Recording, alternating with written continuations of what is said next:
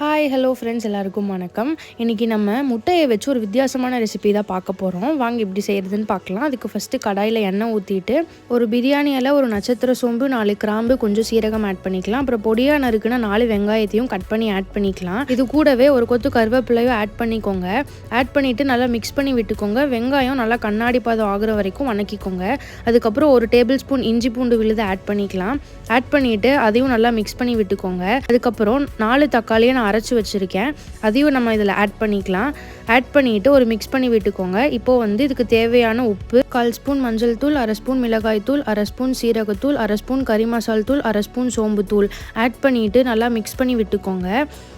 எல்லா மசாலாவும் நல்லா மிக்ஸ் ஆனதுக்கப்புறம் இப்போது நம்ம இந்த கிரேவிக்கு தேவையான அளவு தண்ணி ஊற்றிக்கலாம். தண்ணி ஊற்றிட்டு ஒரு கொதி வரட்டும். இப்போது இந்த ஸ்டேஜில் நம்ம வீட்டில் அரைச்சி வச்சுருக்க பிரியாணி மசாலாவை ஒரு 1/4 ஸ்பூன் ஆட் பண்ணிக்கலாம். இதோட வீடியோவை நான் ஷார்ட்ஸில் அப்லோட் பண்ணியிருக்கேன். இப்போது ஒரு ஸ்பூன் பெப்பர் பவுடர் ஆட் பண்ணிக்கலாம்.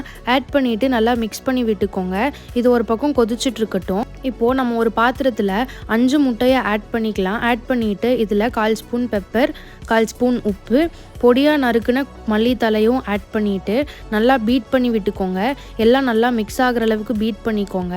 அதுக்கப்புறம் இன்னொரு பாத்திரத்தில் கொஞ்சம் எண்ணெய் ஊற்றிட்டு பாத்திரம் ஃபுல்லாக நல்லா ஸ்ப்ரெட் பண்ணி விட்டுக்கோங்க. எல்லா இடமும் நல்லா ஸ்ப்ரெட் ஆகணும். அப்போ தான் முட்டை ஒட்டாமல் வரும். இப்போது நம்ம மிக்ஸ் பண்ணி வச்சுருக்க முட்டை மிக்சரை இதில் ஆட் பண்ணிக்கலாம்.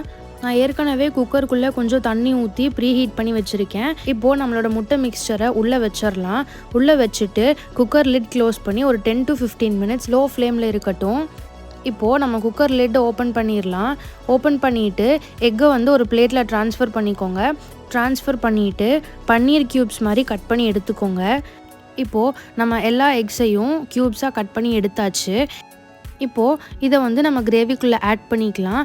ஆட் பண்ணிவிட்டு நல்லா மிக்ஸ் பண்ணி விட்டுக்கோங்க. பார்த்து உடஞ்சிராமல் மிக்ஸ் பண்ணுங்கள். இதை அப்படியே திருப்பி திருப்பி போட்டு நல்லா ஃபுல்லாக மசாலாவில் கோட் ஆகிற மாதிரி மிக்ஸ் பண்ணி விட்டுக்கோங்க.